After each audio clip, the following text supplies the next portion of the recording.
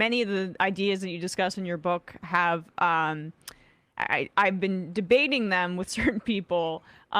Just the overemphasis on individual consumption versus a larger critique of production, and having this be at the feet of the government as opposed to individuals, and largely individuals who have the means and the time to engage in the process of cutting back on certain aspects of their consumption. So let's talk about that core tension that you explore in the book: consumption versus production, as an emphasis on climate change. Yeah.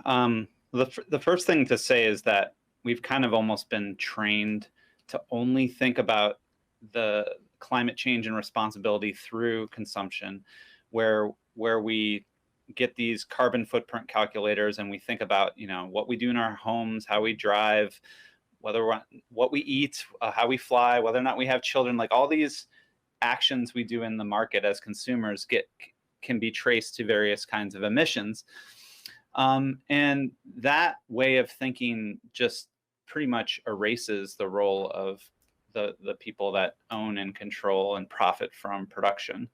And so, like, when you think of your carbon footprint as like driving and emitting a certain amount of emissions, like, you're totally ignoring the role of the oil company that sold you that gasoline that's powering your car, and they're making all the money, they're making all the profit from that.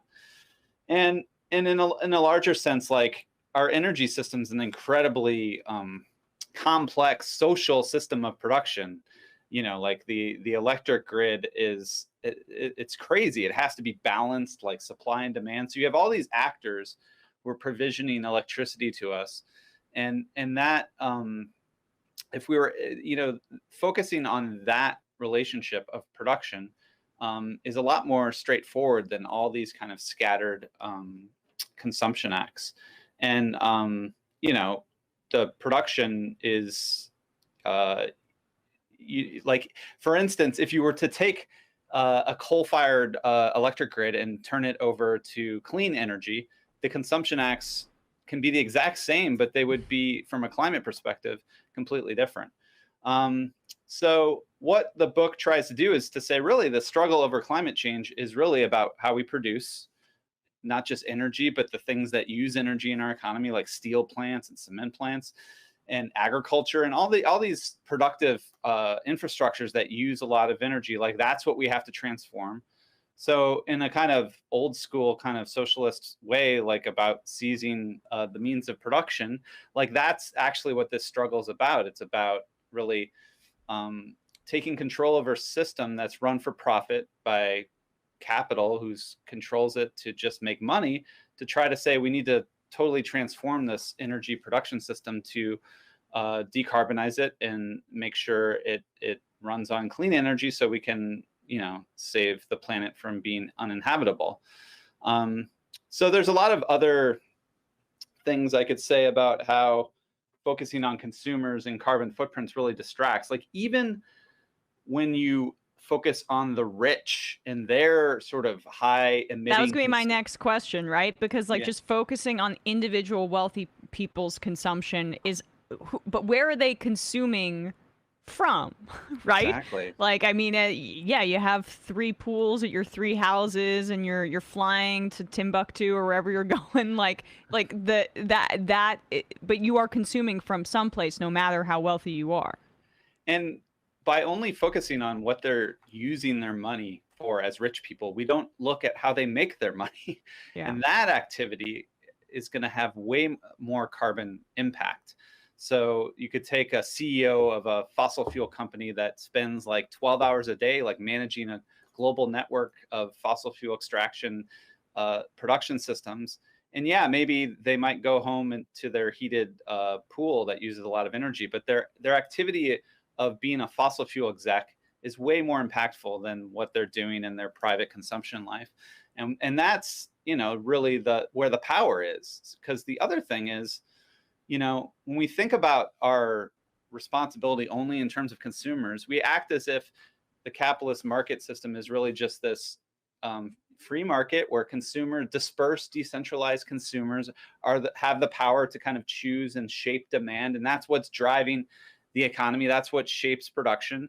But a left perspective would say that's not how the economy works. It's really controlled by a small minority of owners who own production, who profit from these systems, and they're the ones with the real power.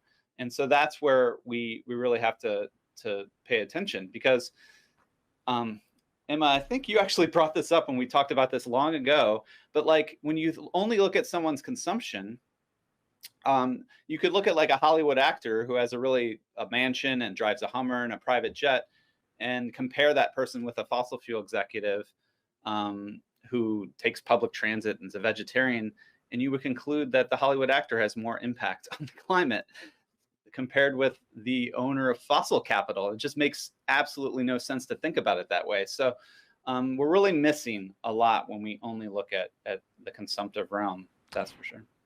And even on a rhetorical level, like, I mean, one, you mentioned that the solution that you're talking about is so much more straightforward. And my experience in covering politics is that often straightforward answers are a little bit scary for capitalists because it involves a class struggle.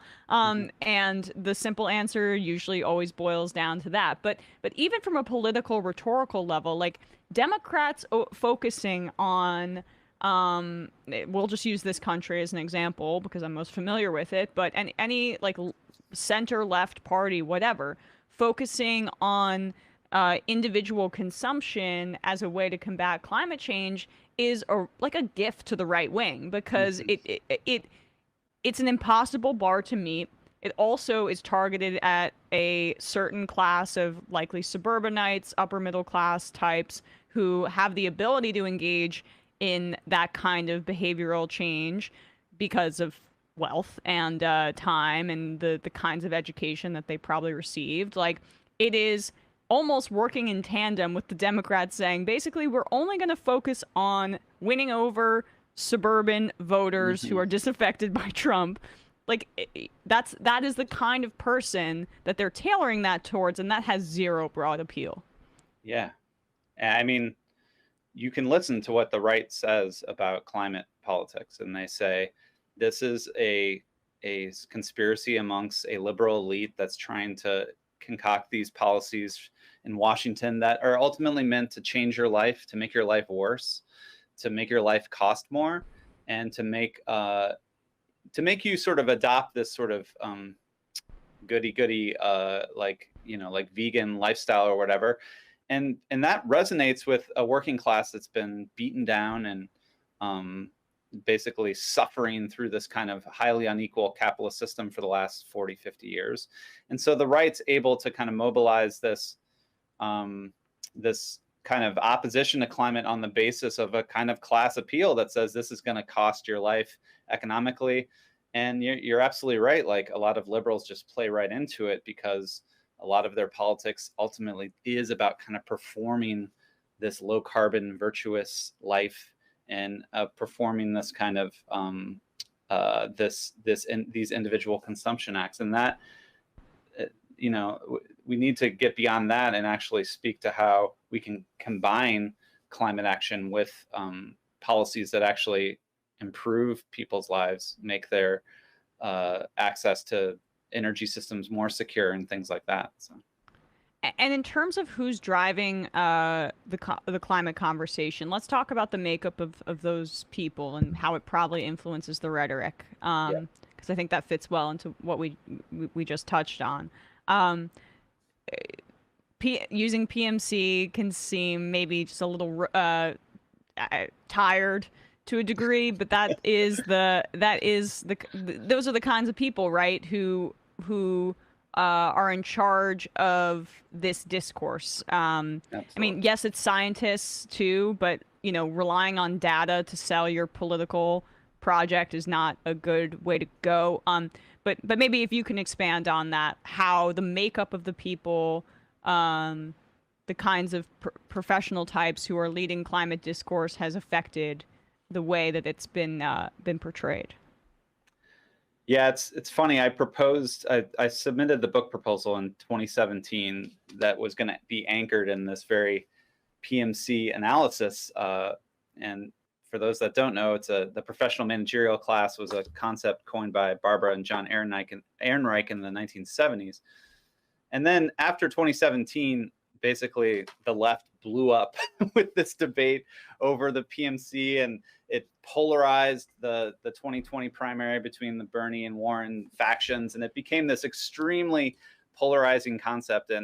But I had to soldier through because I really think it's important to thinking about climate politics, because if you look around about who's really driving climate advocacy, it is what you would call the professional managerial class. And I would actually include scientists as really a big part of that class. People, the way I define it in the book is people that try to marshal credentials of some kind to carve out advantages in the labor market. And that can be degrees or licenses or any types of things. But essentially, it's mostly like using hyper educated degrees to kind of create these kind of professional secure middle class types of advantages in the labor market. And so we're talking about academics, scientists, journalists, people that work at NGOs, staffers at NGOs, government bureaucrats, agents, people like this.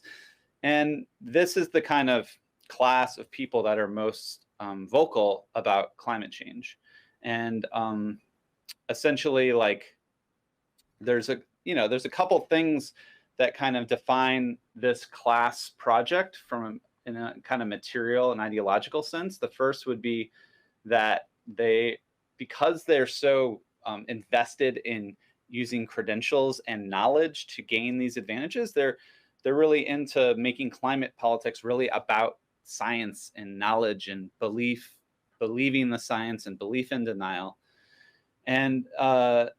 And really vilifying the right, not because they sanction fossil fuel extraction for profit, but more because they fund denial and they're denying the truth and they're doing a war against facts or whatever. And this really came to a fever pitch in the Trump years, right? Because it was just this sort of like from an administration that was denying truth, denying science. And if you recall, we had a March for Science. And if you kind of just go on Google Images and look at like the types of folks that went out to the March for Science, and that can be seen as like a mass action of the professional class. And the other thing about this class is, and there's a debate on whether or not we should call them a class. You could call them a stratum or a class, whatever. But is that the class project is about attaining some level of material economic security, like a sort of a middle class job in academia and journalism or whatever it might be. And so and again, we should be clear that that's becoming more and more out of reach for much of what could be called the PMC. Like, people that follow sort of DSA politics will probably be familiar with this idea that DSA is kind of this place where downwardly mobile, college educated people are fleeing to, and people that are working low wage, working class jobs, but have these credentials because there's just not jobs anymore for these types of credentialed people. But the goal obviously is to try to use these credentials to gain this kind of middle class security.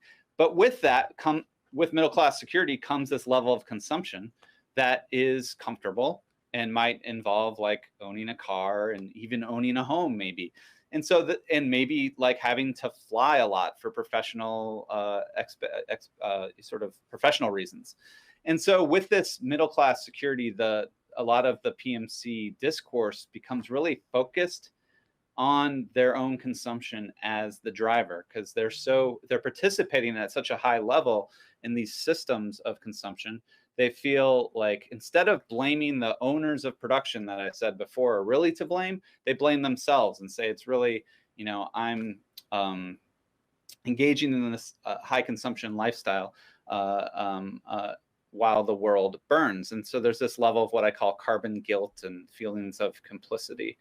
And so those are kind of the two forms of climate politics that I see really predominant amongst this PMC group. It's not a coincidence that the same group of people are all about like lean-in style feminism, white fragility style racial reckoning and also individualistic climate action. Like those things can all fit in some sort of thesis that I haven't been able to flush out yet, or you could just call them PMC and be done with it, really. Well, I don't know if you've ever had Catherine Liu on, but she wrote a book on the PMC called Virtue Hoarders. And to me, that title, it just really does get at a It's a lot of good what's one. going on here. Basically, virtue and projecting it as this sort of stuff that's really not of the masses, right? Because part of the PMC thing is kind of sneering at the masses. You know, the people that go to the mall or something are what's really destroying climate change. And so hogging this kind of virtue by putting solar panels on your roof or eating organic or going vegan, like this becomes the key kind of politics, and you can translate it to all various other forms, as you just said.